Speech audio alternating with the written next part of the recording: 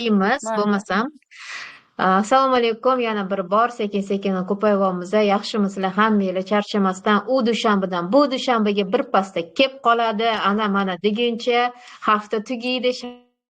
Shanba, yakshanba, dushanba bo'lib qoladi. Men dushanbamizni ham orziqib kutadiganlar bo'lsa kerak menga o'xshab, chunki mana bizani vebinarimiz bepul ayollarga, umuman insonlarga yordam berish niyatida olib borilayotgan o'sha bizani bir Nutri Nura bilan Plus Core Club kompaniyasini bir urfiga aylangan vebinarimizga xush kelibsizlar.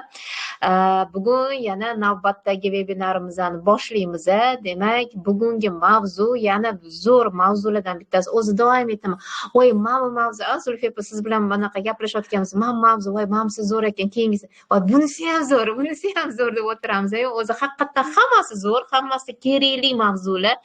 Aynan Albatta. gruppamizda ayniqsa ayollarga mo'ljallanganligi uchun ham juda ham zo'r mavzu deymiz. Inson aytaman, Alloh taolo bizani shunaqangi murakkab qilib yaratgan, ya'ni odam tug'ilibdiki, mana haligacha o'rganib bo'lmaydigan bir anaqamizda, bizani badanimiz, bizani ichimizdagi narsalar hali mana olimlar, uchuvchilar, hamma doktorlar haligacha o'rganishadi, haligacha Nobel mukofotlarini olishadi bu yo'lda. Aytaman, menimcha u oxirigacha shunaqa bir o'rganib bo'lmaydigan bir mo'jizamizda, Xudo shunaqa yaratib qo'ygan. O'shaning uchun bugungi mavzuyimiz ham eng zo'r, hozirgi paytda ayniqsa kerakli mavzulardan bittasi deb bilaman. Ayollar va stress gormonlari haqida gaplashamiz. Asosiysi kortizol. O'zi dietologiyada, nutritsiologiyada juda ko'p dietologlarni ko'rdim. Faqat shu kortizol gormonlarga anaqa qilishgan. To'g'ri, bu juda ham to'g'ri. Gormonlarimizni biz bilishimiz kerak, ularni regulirovka qilib turishimiz kerak. Lekin baribir yana o'sha to'g'ri ovqatlanish, to'g'ri hayot tarzimizga ham ahamiyat berishimiz kerak degan narsalarimiz bor. O'shaning uchun ozgina kirish qismini qilsam, keyin Xudo xohlasa Zulfiya ham davom ettiradilar. Endi bugun bizani mavzuyimiz deganimizdek, yana ayollar va stress gormonlari, ayniqsa kortizol. Kortizolni hozirgi paytda eshitmagan ayolni o'zi bo'lmasa kerak, eshitmagan odamni o'zi bo'lmasa kerak. Moda bo'lib ketgan hozirgi paytda kortizolingiz oshib ketgan, kortizolingizni tushirishimiz kerak. Ha, bu juda ham muhim, lekin insonlarni deyman hozirgi paytda shu kortizol bilan qo'rqitib qo'yadigan zamondan bo'lib qoldi. Kortizoldan qo'rqish kerak emas deb o'ylayman. Kortizol bizga organizmimizga shu darajada kerakli bo'lgan gormonlardan bittasi. Bu nadpochnik, ya'ni buyrak usti bezlarida ajraladigan gormon hisoblanadi. O'zi uni ko'pchilik dietologlar gormon stressi ham deb aytishimiz mumkin. Chunki u o'sha stressni oqibatida kelib chiqadigan gormonal izmenение, gormonal o'zgarish bo'ladi. O'zi asosan stress deymiz, lekin u bizga emas degan narsani olib tashlashimiz kerak. U yomon gormon emas, u bizni ertalab o'zi uyg'otadigan, bizga energiya berib turadigan, tanamizni himoya qilib turadigan gormon hisoblanadi. Endi u qachon kasallikka, bizda badanimizda kasallikka aylanadi? Uzoq vaqtgacha baland bo'lib tursa, agar u o'zini normasida bo'lsa, u undan zo'r gormon yo'q deyman. Masalan, kortizoldan zo'r gormon yo'q.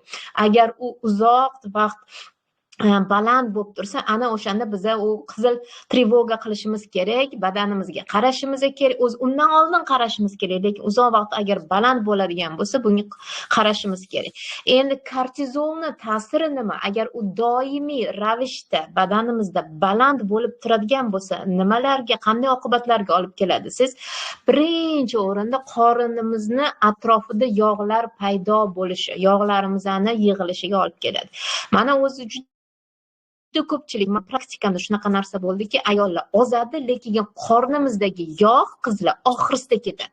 Va nimaga men olsam ham qornim ketmayapti degan shikoyatlarni juda ko'p ayollar berishgan. Endi mana shu yerda bilishingiz kerak, bunga sizni kortizolingiz sababchi bo'ladi.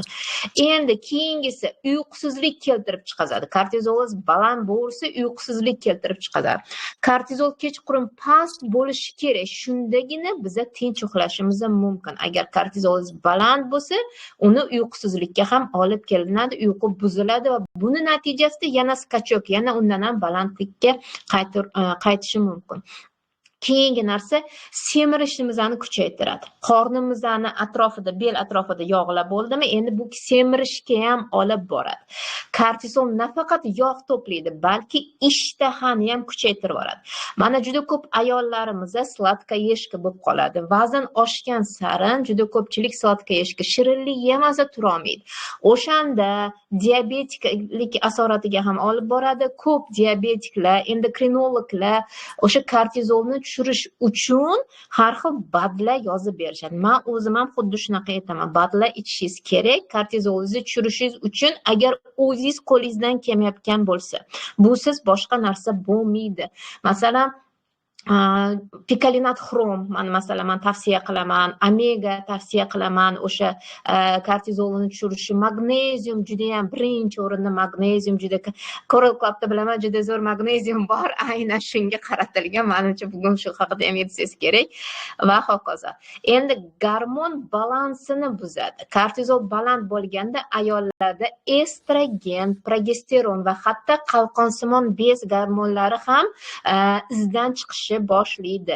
Estrogen, progesteron gormoni erkaklar yo'q, bu gormonlar ayollarda ham bo'ladi. Har bitta gormon ham erkakda, ham ayolda bo'ladi. Faqat qaysidir erkaklarda ko'proq balandroq, ayollarda pastroq bo'ladi. O'sha hayotimizda bizda balans bo'lib turishi kerak bo'ladi. Balans buzildi, demak gormonal izmeneniya ana shu yerdan ketadi. Keyingisi kayfiyatimizni tushkunlikka tushib qolishi. Juda ham injiq sifat ayollar bo'lib qolamiz yoki kichkinagina narsaga ham tez jahlimiz chiqib ketadi, tez va mushatsa qilib ketamiz. Mana shu ham bilingki, sizni kortizolingiz oshib ketganda. Serotonin gormonimiz pasayib ketgan. O'zi serotonin это gormon счастья deyiladi, baxt gormoni ham deb aytiladi. Demak, kortizolingiz ko'tarilib ketdimi, serotonin tushib ketdi. Serotonin tushishining natijasida odam juda ham stress holatda bo'ladi. Ozgina narsa yoqmaydi, injiq bo'lib qoladi. Bitta gap kam, ikkitasi ko'p, ayniqsa ayollarda menopauza paytlarimizda ayni bunaqa bo'lsa 2 barobar ko'payib ketadi va hatto bepushtlikka ham olib borishi mumkin ayollarda, agar juda ko'p payt yuqori shu kortizol gormoni bo'lsa. Endi buni nima qilamiz? Qanday tushiramiz? O'zi qizlar aytamanki, bu gormonlarni tushirishimiz uchun sverx bitta nimadir kerak emas bizga. Oddiy kun tartibini qilsak, shuni o'zi kifoya bo'ladi. Kuchingiz yetmasa, albatta badlarni ichishingiz kerak bo'ladi, lekin badlar bilan birgalikda to'g'ri nafas olish, to'g'ri chiqazish bu muhim narsa. Juda ham kislorod aylanishi bizga muhim bo'ladi. Suv ichish, Coral Mine bilan suv ichish juda ham taklif qilaman. Tavsiya qilaman bu narsani, chunki suv ichish 1,5-2 litr kuniga ichishimiz kerak. Agar siz Coral Mine sashelar bilan ichsangiz, bu undan ham sizni tinchlantiradi. Zulfiya opa, haqiqatdan bu bir anaqa ekstra narsa emas. O'zimda shu narsani bildim. Mana polni ichib yurgan paytdan suv ichasiz, stressingiz anaqa tushgan holatda o'zimda sezdim. Juda ko'p bo'ldi shu narsa. Mana ayniqsa issiq paytlarda baqir chaqir bir holat hammada bo'ladi. Hammamiz odammiz, stress holati hammamizda bo'ladi, lekin o'shani ichganimizdan keyin bu tushish holatini ko'rdik. Endi ovqatlarimizga albatta qarashimiz kerak. Omega 3 ga boy bo'lgan, magniyga boy bo'lgan ovqatlarimizni yeyishimiz kerak. Shirinlikdan boya ham gruppamga tashladim. Shirinlikdan o'zimizdan tiyishimiz kerak bo'ladi. Hech bo'lmasa kamaytirishimiz kerak bo'ladi. Uyquni normallashtirishimiz kerak bo'ladi. Eng asosiy va harakat. Ozgina bo'lsa ham, hech bo'lmasa fitnessga chiqa olmaysizmi? Yayo peshkom yurishga. Mana men hozir mashinamni tashab, 1,5 soatlik metrodan yurib, hatto men shunaqangi privichkam bor, metroga ichiga kirganimda avtobusda endi o'tiraman, o'tirmasangiz bo'lmaydi. Metroga kirsam, harakat qilaman, o'tirib olmayman. Lekin O'zbekistonda shu narsani guvohi bo'ldim.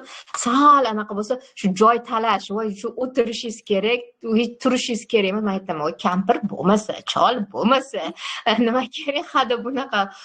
Ya'ni harakat shu darajada pasayib ketganki, man ishonsangiz ishonmasangiz 1 soat metroni ichida ham turib keldim, yana yuraman, u yoqqa yuraman. Harakat kerak, baraka topkurlar. Hayotimiz сидячий образ жизни, komfort zonadamiz hozir. Hamma komfort zonasiga kirib olganmiz, undan chiqishni xohlamaymiz, tegmaylar. Men senga tegmayman, sen menga tegmagin degan hayotda yashayapmiz. O'shaning uchun aytaman, albatta necha yosh bo'lsa ham, mana Zulfiya opam 66 yosh bo'lsalar ham hozirga o'xshab yugurib yuradilar. Harakatimiz bo'lish kerak bo'ladi. Xo'p, sizlarga yetkazmoqchi bo'lgan narsalarim ozgina shulardan iborat edi. Endi mikrofonni Zulfiya opamga beraman, siz davom ettirasiz. Marhamat. Assalomu alaykum aziz mehmonlar. Bugun sizlarni hammanglarni ko'rib turganimdan xursandman, juda mamnunman. Juda to'g'ri gaplar gapirdingiz. Robiya, Gulnora sizni Gulnora taniganman. Mayli, bemalol, hech narsa qilmang. Aslida umuman gormonlar bizni organizmimizni dirijori. Dirijor to'g'ri qilmadimi, musiqa to'g'ri chiqmaydi. Organizm xuddi shunaqa. Gormonlar javob beradi hamma jarayonlarga. Endi adrenalin, noradrenalin, kortizol gormonlari bu shu gormonlarga gormon stressi deydi. Lekin siz aytmoqchi, kortizol ertalabda baland, kechki payt past bo'lishi kerak. O'zi bioritm bo'yicha shunaqa bo'ladi. Endi biz vaqtida uxlashga yotmasak, vaqtida uxlay olmasak, kortizol yana ko'tarila boshlaydi kechasi. Kortizol ko'tarilganda nima bo'ladi? Uyqu qochadi. Yana ovqat yegingiz keladi. Kechasi ovqat yeysiz. Kechasi qanaqa ovqat yeysiz? Perkus qilasiz, shirinlik yeysiz, to'g'rimi? Konfet yeysiz. Soat 10 dan 12 gacha gormon rosta, somatotropin degan gormon bor. Bu gormon hamma ish faoliyatini joy-joyiga qo'yadigan gormon. Bu yoshartiradigan gormon. Endi siz o'sha paytda uxlamasangiz, gormon keladi, siz yo'qsiz. U gormon hech qanaqa ishni qilmaydi. Kortizol baland. Agar kortizol doimiy ravishda baland tursa, kortizol mishishning massani kamaytirib tashlaydi. Ya'ni yog' ko'payadi. Mishishning massasi deganda et ajinga to'ladi. Kortizolovo litso deganda ajin ko'p yuzlab quruq bo'ladi. Mishishning massa bizda kamayib ketsa, hech qanaqa quvvatimiz bo'lmaydi. Mishishning massa kamayib ketdi, belok kamayib ketdi, bu feritin kamayib ketdi. Feritin bo'lmasa, biz albatta o'zimizni yaxshi his qilmaymiz. Endi nima sabab? Misol uchun biz hozir tak, problema. O'zbekcha. Bizda hozir muammolarni-da, elikat. Muammo. Muammoni, da. Muammoni oxiridan boshlab gapirdik. Aslida mana shu gormonlar to'g'ri ishlash uchun yana men o'z mashinaga solishtiraman. Mashina haydovchilar ko'p, to'g'rimi?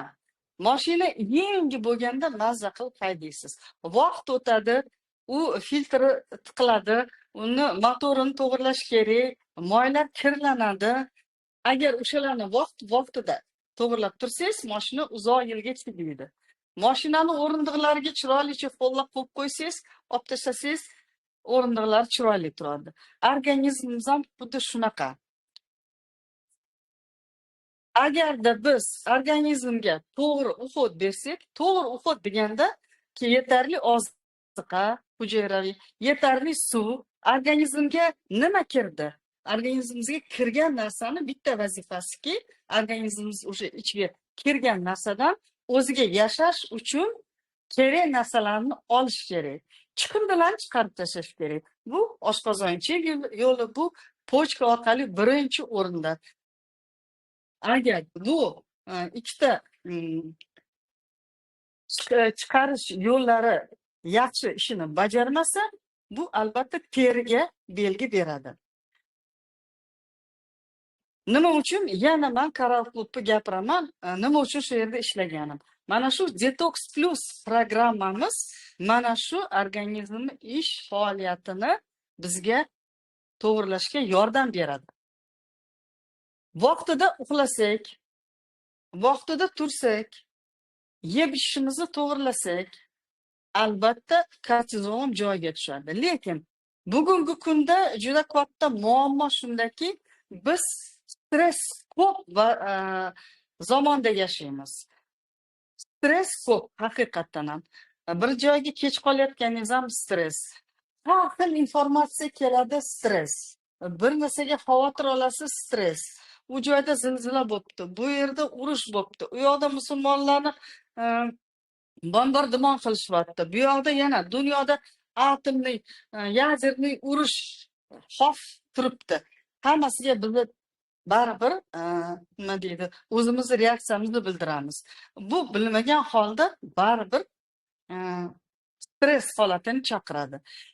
Kelajak 5-10 yil ichida eng katta muammo bu odamlar aynan stress holatida, xronический stressda yashab, mana shu sababchi bo'ladi. Bunga qanaqa ta'sir ko'rsatishimiz mumkin? Albatta, to'g'ri hayot tarzi bu birinchi o'rinda. Organizmimiz yosh katta bo'lgan sari metabolizm pasayadi. Mana shu metabolizmni pasayib, vaqtidan avval pasayib ketmasligiga yordamlashish, organizmimizga gormonlar ishlab chiqaradigan organlarimizga dalda berish, ya'ni ularni hayotini поддержка qiladigan qo'shimchalar albatta iste'mol qilish kerak. Mana hozirgi kunda men o'zim shaxsan o'zim Grifonia ichaman, Safrino ichaman. Bu antistressiv kompleks bor bizda. Aslida 5 ta narsa. Grifonia, Safrino bu fransuzskiy shafran, juda ham bosh miyaga yaxshi ta'sir ko'rsatadi, asab tizimiga yaxshi ta'sir ko'rsatadi. Gormonlarni ishlab chiqarish, yallig'lanishni bartaraf qilishga juda yaxshi ta'sir ko'rsatadi. Bu albatta magniy doimiy ravishda sarflaymiz. O'shaning uchun magniyni kanda qilmasdan iste'mol qilish. Bu antistress kompleksga kiradi. Shu bilan baravar вечерний formula, evening formulamiz bor. Uni sostavida melissa, lavanda, valeriana, asabi turgan o't o'lanlardan tayyorlangan mahsulot bu. Albatta, suv yetarli ichgan holda, detox plus fonida bo'lsa, yana bosh ustiga. Meni shaxsan o'zimni praktikamda hozirgi yaqin kunlarda ham kechasi uxlay olmaydigan ayol keldi. Qanaqa oshqozoni og'riydi, ichi og'riydi.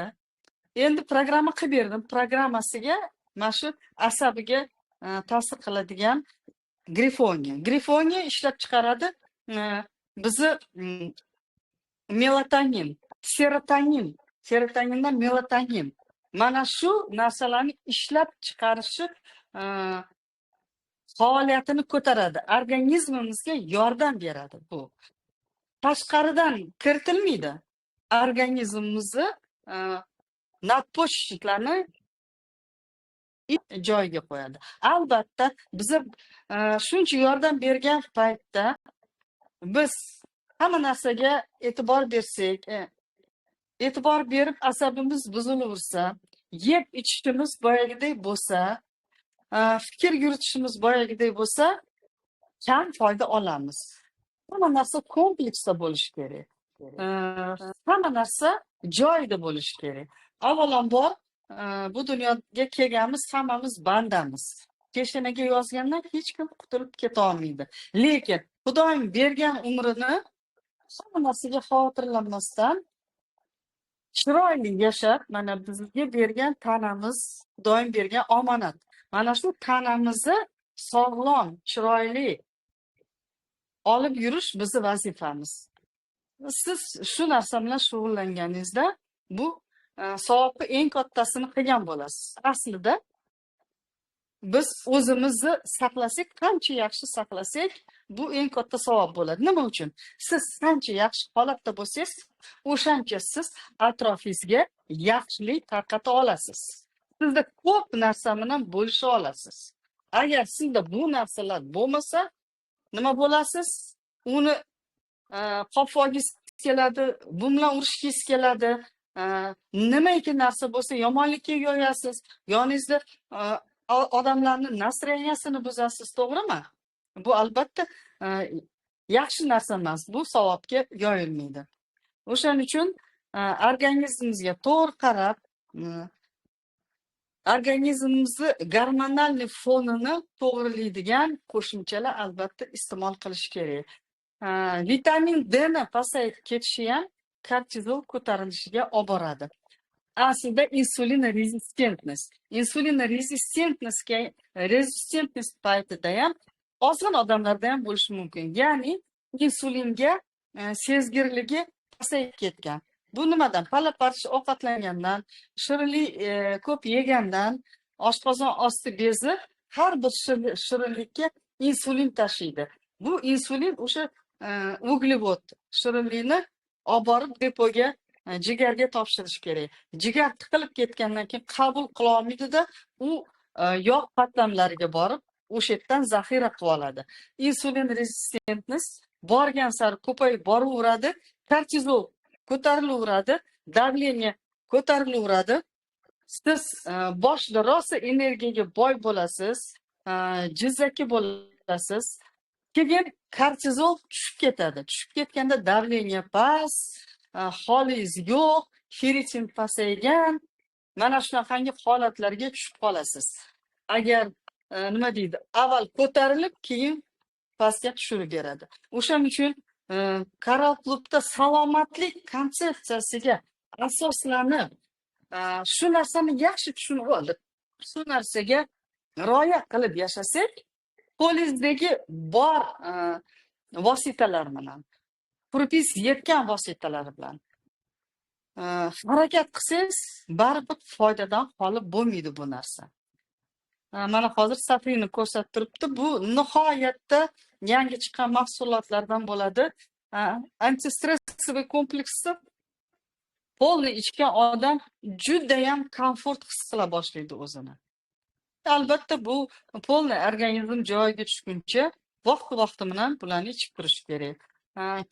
Keyin faqat deylik grifoniya kechqurunga evening formula ichsa, uyqudan oldin ichsa, глубокий, chuqur uyquni ta'minlab beradi. Albatta, vaqtida yotishga ham o'zimizga odat qilib olishimiz kerak. Yotishdan oldin xavfli kinolar, yotishdan oldin iloji bo'lsa gadjetlarga kerak emas. Kitob o'qisangiz bo'ladi. Gadjet chunki undan kelgan ko'k nur sizni возбуждать qiladi. Uyqungizni qochiradi. Uyquga ham tayyorlanish kerak. Buni ham ritual qilish kerak. Borasiz, yuvinasiz, kiyimingizni almashtirasiz, yaxshi narsalarni o'ylaysiz. Kitob olib o'qishga yotsangiz, o'qigan paytda uyqungiz kelib qoladi, to'g'rimi? 10 minut, 15 minut kitob o'qish odat, bu juda ham foydali narsa. Ya'ni mana shu psixologik o'zingizni vaqtida yotishga tayyorlash kerak. Biz vaqtida yotsak, bolalarimiz ham vaqtida yotib uxlaydi. Kattalar yuraversa, bolalar ham sudralib yuraveradi, sulayib bir joyda dumalab uxlab qo'yguncha. Shuning uchun biz aqlli odammiz, Homo sapiens. To'g'ri odatlanish bu bizni ko'rpimiz yetadigan, bizni aqlimiz yetadigan, faqatgina irodamizni ozgina ishga solishimiz kerak. Har bir yangi odatni 40 kun qilsangiz, sizga odatga aylanib ketadi. Kimgadir ko'proq vaqt kerak bo'ladi, kimgadir kamroq vaqt kerak bo'ladi. Lekin buni avval nazorat qilsangiz, bu привычка darajasiga yetsa, buni avtomat bu narsa bo'ladi. Mana shu qanaqadir savollar bormi? Katta rahmat Zulfiya opa. Men hozir ozgina yana qo'shimcha qilmoqchi edim. Mana shu uyqu masalasi keladigan bo'lsak, chunki nutritsiologiyada ham bu judayam katta ahamiyatga ega bo'ladi. Biza eng qaramaydigan narsa bu o'zi uyqu hisoblanadi. Ayniqsa hozirgi davrda man o'zimda ham bunaqa narsa bor. Masalan, ayniqsa bizni charchab keldik, endi deymizda birinchi bo'lib qo'limizga telefon olamiz, telefonni boshlaymiz. Kamida 1 soat o'tiriladi. Bu charchoqni yengish deb aytilmaydi. Nabarot charchoqni ustiga plus charchoq qo'shish deyiladi. Hozir to'g'ri aytdingiz. Insonda ertalab kortizol baland bo'lishi kerak, kechga borib uchishi kerak. Demak, kechga borib bizda mana ertalab melatoninimiz kam bo'ladi, lekin melatoninimiz kechga borib ko'tarilishi kerak. Nima uchun? Melatonin это gormon sna deyiladi. Ayniqsa men doim o'ziga aytaman, marafonimda qatnashganlarga kechqurun 10 dan 12 gacha bo'lgan paytda sizda melatonin gormon ishlab chiqariladi, varabatvica qilinadi. Yana eng muhim narsalar, har bitta gormonni Xudo taolo shunaqangi qilib qo'ygan ekanki, vaqti bor o'zini. Ya'ni butun kun kortizol ishlab chiqarilmaydi, butun kun melatonin, serotonin, estrogenlar ishlab chiqarilmaydi. Ya'ni qarang, o'sha melatonin ishlab chiqqan vaqt 2-3 soat bo'ladi, xolos, bo'ldi. Mana shu 2-3 soatda agar biz uxlasak, to'g'ri uyqu qilsak, ana o'sha bizga kun bo'yiga yetadigan energiya bo'lar ekan o'zi. Juda qattiq qarashimiz kerak. O'zi hozir bitta narsani aytmoqchiman, yana agar shariat, islom dinini qaraydigan bo'lsak, yotishimizdan oldin nima deyilgan? O'zi tahorat qilib, haqiqatan aytganingizdek kiyimlarimizni almashtirib, hatto o'sha prostinalarimizni, ko'rpalarimizni qoqib, tozalanib yotishimiz kerak. Endi mana biz bu yerda hozir yoshlarimiz ham bor, lekin Zulfiya opa, siz, men endi biz isir paytini odamlarimiz eslayman, o'sha paytlarida albatta pijama kiyib yotish kulturasi, madaniyati bo'lgan. Hozir gapingizda shu narsa esimga kelib ketdi-da. Bekorga kun bo'yi yurgan kiyimingizni yechib, kechasi boshqa pijama, nocная rubашка, mana tungi ko'ylagimizni kiyib yotish, ozgina anaqa trenirovka nomiga bir 5 minutga qilish va pijamamizni kiyib, hamma yoqni o'chirib yotish bir madaniyati bo'lgan deyman-da o'sha paytida. O'sha odati bo'lgan. O'sha paytlarni qaraydigan bo'lsak, mana 30, 40, 50 yil avvalgi holatimizni qaraydigan bo'lsak, aytamiz, u paytda ham non yeyishgan, shakar yeyishgan, lekin odamlar stroyniy bo'lishgan. To'g'ri, semizlik bo'lgan, lekin u darajada bo'lmagan. Hozirgi bizning darajamizdagi semizlik bo'lmagan. Bizda hozir nima? Semizlik shu darajada ko'payib ketganki, ya'ni o'sha hozir siz aytgan gaplaringizga qo'shimcha qilmoqchiman, rutin juda ham muhim, odat juda ham muhim. Ozmoqchimisiz? Siz o'zingizni vazningizni tashlamoqchimisiz? To'g'ri hayotga o'tmoqchimisiz? Sizga ikkita narsagina kerak bo'ladi deyman doim. Birinchisi, og'zingizni bundoq soat tiyishni o'rganishingiz kerak. Ikkinchisi, odatingizni qilish kerak. Sportsmenlar, masalan, butun eng katta sportsmenlar, anaqa olimpiadada yutgan odamlar nima uchun ular shunaqaga yutadi? Nima uchun ular oltin medal oladi? Chunki ular minut sekundigacha odat qilib, minut sekundigacha trenirovkani vaqtida qiladi. O'sha narsa odat bo'ladi. Men aytaman, o'shaning uchun sizlarni hayotingizda rutin bo'lib kirgizishinglar kerak. Ovqatlanishinglarni, trenirovkalarni, buni qilmasanglar, erishishinglar juda ham qiyin bo'ladi. Qilib turib yana tashlab qo'ysanglar, bu ham o'z natijasini. Chunki nima? Inson mana har kuni biz ovqat yeymiz-ku, to'g'rimi? Har kuni yeyishimiz kerak, har kuni ishga borishimiz kerak, har kuni qiladigan ishlarimiz bor. Uni qilmasak bo'lmaydigan narsalarimiz bor. Nima uchun endi hayotimizning shu bo'lagiga biz shu rutinlarni kirgizmaymiz-da, bularni hayotimizdan bir bo'lagiga aylantirmaymiz degan savol berishimiz kerak bo'ladi. Albatta bu narsani menga mana hozir o'sha boyagi qo'shnimga yana qaytsam, "Voy, anaqa Robiyaxon, девочка bo'lib qolgansiz" deb gapiryapti. Конечно, menga yoqadi bunaqa narsalarni eshitish. Endi bu ham baribir oson bo'lmagan-ku, to'g'rimi? Menda yillab vaqt ketgan bu narsaga, 1 yil kamida 1 yil vaqtimni ketkazganman bu narsa. Bir oydan keyin men девочкаga aylanib qolmaganman bu narsa, ham tashqi, ham ichki albatta. Ya'ni aytmoqchimanki, qizlar, bu narsaga ozgina qunt qilishinglar kerak, ozgina bundan ayamasligilar kerak bo'ladi. Hozir shu yerda yana bitta savol tushdi. Bu kortizol erkaklarda ham yuqori bo'ladimi va ularda ham yomon oqibatlarga olib keladi? Shu haqida aytib bersangiz. Kortizol albatta odamzodda bor, erkakmi, ayolmi farqi yo'q. Nadpochishnik bor. Nadpochishnik kortizol ishlab chiqaradigan organ. Kortizol organizmimizda barcha jarayonga ahamiyati bor. O'shaning uchun kortizol normada vaqtida ishlab chiqarish kerak. Lekin biz o'zimiz mana shu organizmda общий yallig'lanishib ketganda, yallig'lanish sabablarini biz mana qancha uchrashuv o'tkazayotgan bo'lsak, shuni har doim gapiramiz. Общий воспалительный процесс, ularni hozir qaytarib o'tishga hojat yo'q. Albatta, nadpochishnik ham bo'ladi. Organizmimizni har doim zo'rlaversak, u qanaqadir javob beradi. Vоспаленный nadpochishnikda keyin yo o'simta bo'lishi mumkin, yoki mana shunaqangi kortizol baland bo'lib ketadi. Keyin kortizol tushib ketadi. Kortizol tushib ketganda umuman holsiz bo'lasiz. 15 soat uxlab turganda ham energiya to'yib turmaysiz. Kortizoli normada bo'lmagan odam haqiqatdan shirinlikka o'ch bo'ladi. Chunki energiya yo'q.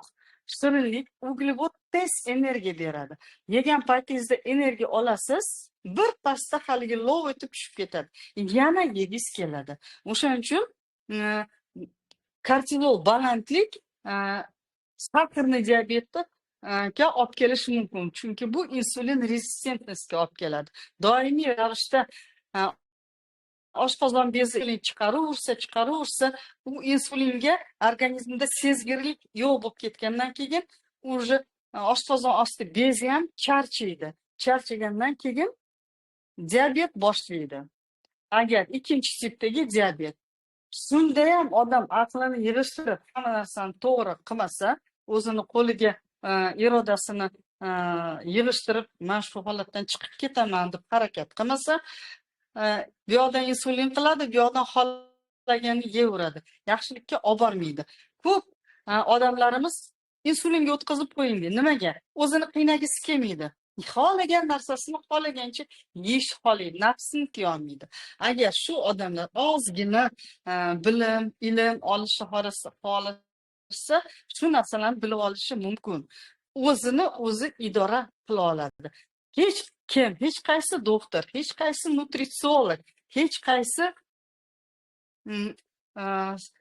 sizga yordam bera olmaydi, qachonki sizni o'zingizda xohish kuchli bo'lmasa.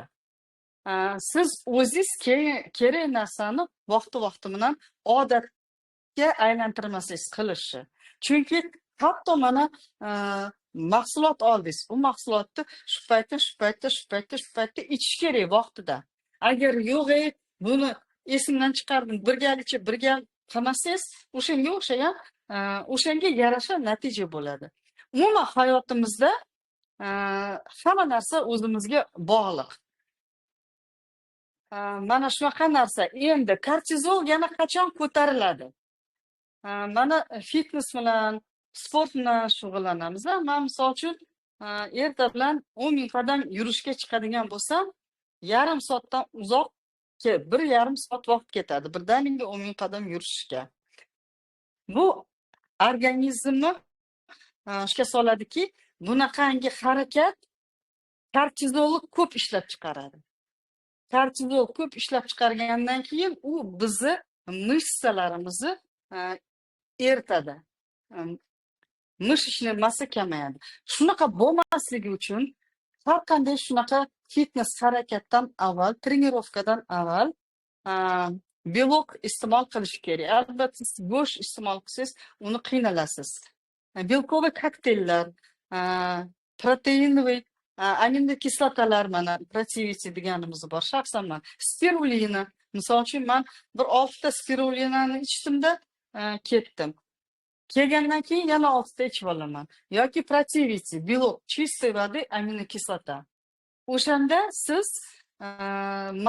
mышечный massa yo'qotmaysiz. Жировой слой ketadi. Mышечный massa yo'qolmaydi. Mana yana bitta o'sha sportsmenlarni ham noto'g'ri qiladigan ishlardan bittasi. Albatta, suv ko'p ichish kerak trenirovka paytida ham. Hozir yana bitta savol tushibdi. Man kortizolni adrenalin deb yurardim. Ikkalasi bitta narsa emasmi? Kortizol bor, adrenalin, noradrenalin. Bular hammasi nadpochnik ishlab chiqaradigan, har xil vaziyatda kelib chiqadigan narsalar. Ur yoki qoch degan aslida adrenalin yo qo'rquv, stress holatda. Misol Shunaqa uchun bir biz ham rus narsadan tilida qo'rqdingiz, o'tdik. Begi и beg ili begi. begi degan narsani o'tdik, xuddi shu. Mana shunaqa. O'shaning uchun stress holatda uzoq qolish juda ham zararli. Har qanday stress bu sizni shu bo'lgan voqea, bo'lgan vaziyatga munosabatingiz. Mana shu stressga sizni munosabatingiz tushungan holda o'zgarsa, sizga o'shani ta'siri kamayadi. Xronический stress yomon narsa. Mana nima deydi? Pritsha bor shunaqa. Bitta qo'yxonaga ikkita qo'y qo'yishadi-da. Bitta qo'y oldiga bo'ri boylab To'g'ri qo'yishi. da. Bo'ri yetolmaydi, lekin ko'zda bo'ri ko'rinadi. Bir xilda boqiladi. Hali bo'rini oldida turgan qo'y bilan bo'rini ko'rmagan qo'yda. Bo'rini oldida turgan qo'y ozib, to'zib kasal bo'lib qoladi. Chunki doimiy stress holatda yashaydi. Boyagi qo'y semirib et oladi. Xuddi shu narsa har qanday inson bilan bo'ladi. O'shaning uchun xronический stressni iloji boricha bartaraf qilishga harakat qilish kerak. Hamda shu bugungi kunda ekologiyamiz juda yomon, informatsion musor juda ham ko'p. Hayot tarzi juda ham ritm baland. Bu narsalarga hammasiga o'rganish uchun biz doim adrenalin ishlab chiqaraveramiz. O'shaning uchun mana shu narsalarni ta'sirini kamaytirish uchun bizni nadpochniklarimizga yordam berish uchun uni quvvati yetmay qoladi. O'sha antistressiv narsalarni shu melatonin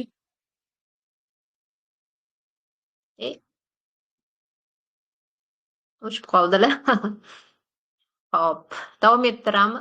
Yo'q, mikrofon Zulfiya opa anaqa videoingiz o'chib qoldi.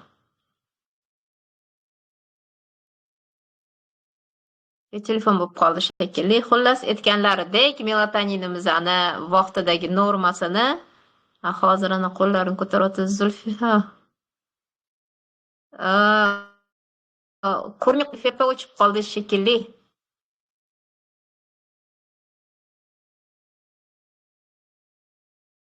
Hop, yana bitta savol tushibdi. Bo'lmasam davom ettirib turaveramiz. Shunaqangi bir ajoyib savol. Hozir Zulfiya opam qayta ulansalar, o'zlari ham yana ana uylanyaptilar shekilli. Texnический anaqa technics fail deymiz o'sha yerlarda shunaqa bo'lib turadi ba'zan. Mikrofoningiz o'chiq. Zulfiya opa, mikrofoningiz ham o'chiq, videoingiz ham o'chiq. Hozir o'chib qoldingiz.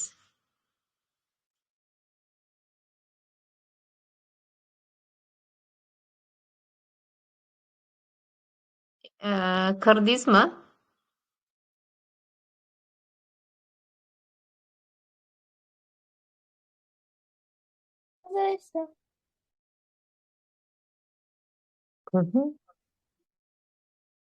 Xo'p, yana bitta bo'lmasam savol tushdi. Ajoyib savol. Men o'zim javob berib turaman bu narsaga toki Zulfiya opam ulangunlaricha. Eng yaxshi uyqu vaqti nechidan nechagacha? Obedda uxlashchi. Shunaqa narsa bor. Qaranglar, hozir yana shu haqida gapirdik. Ya'ni mani qo'shing. Sizni Zulfiya opa qo'shilgansiz.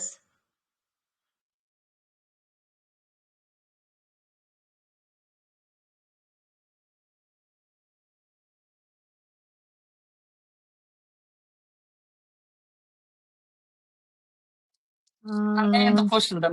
Aha, qo'shilgansiz anaqa bo'ldi.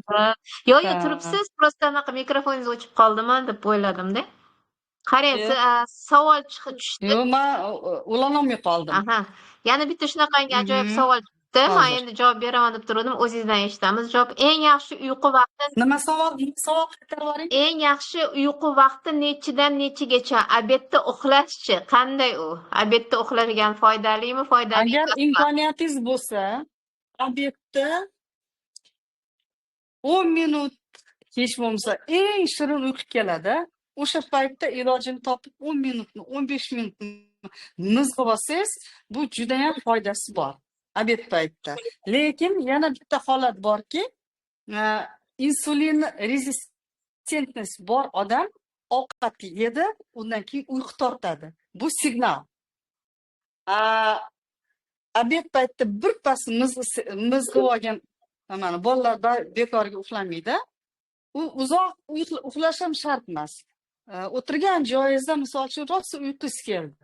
O'sha paytda shtirlitsga o'xshab birpas отключиться qilib, ozgina uxlab olsangiz, hatto просто mudraganingizni ham ishga to'lib turasiz. Kechqurungi uyqu 10 dan boshlagani eng ma'quli. 11 dan kech qolmas. 11 da siz уже uxlayotgan bo'lishingiz kerak. Chunki hamma gormonlar vaqti bilan ishga tushadi o'shanda. Ertalabgacha organizmingiz полный yangilanadi. Hop, men ham qo'shimcha qilmoqchiman, mayli? Yo, Manimcha qolyapsiz. Zulfiya opa, otash berib qo'ydi.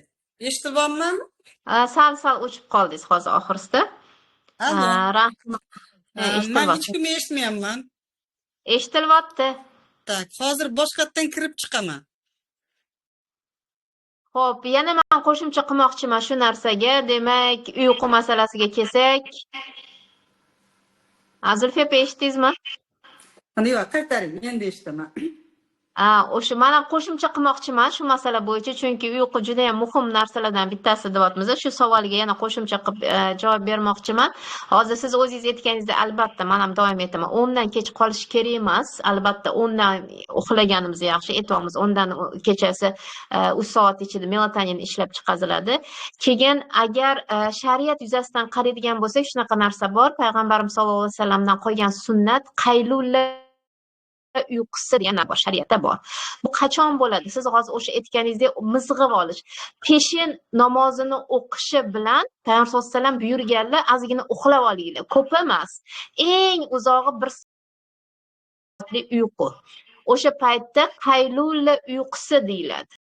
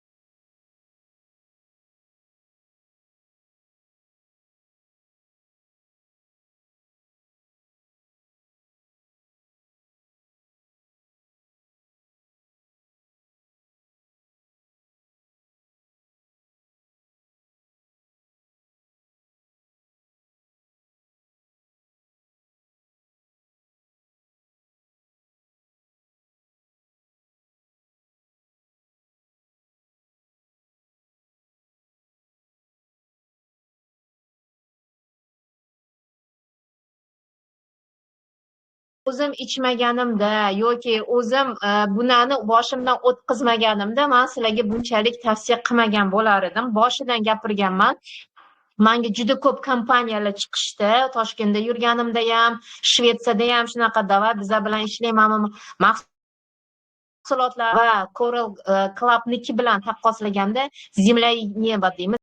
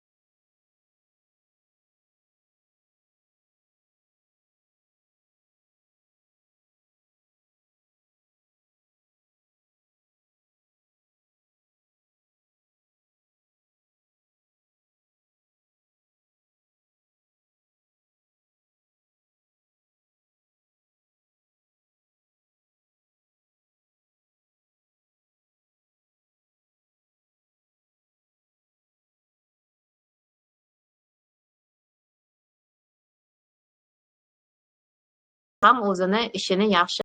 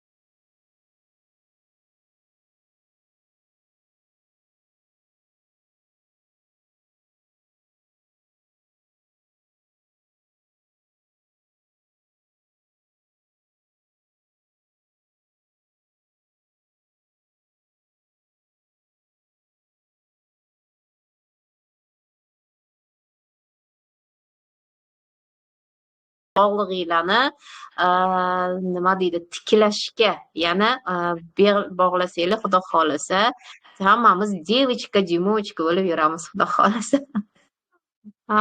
Sog' bo'ling, rahmat Zulfiya opa, mazza qilaman har safar siz bilan gaplashsam. Salomat bo'ling, qatnashganlarga ham katta rahmat. Demak, shu yerda hammanglar bilan xayrlashamiz. Bajonidan sizlar bilan muloqot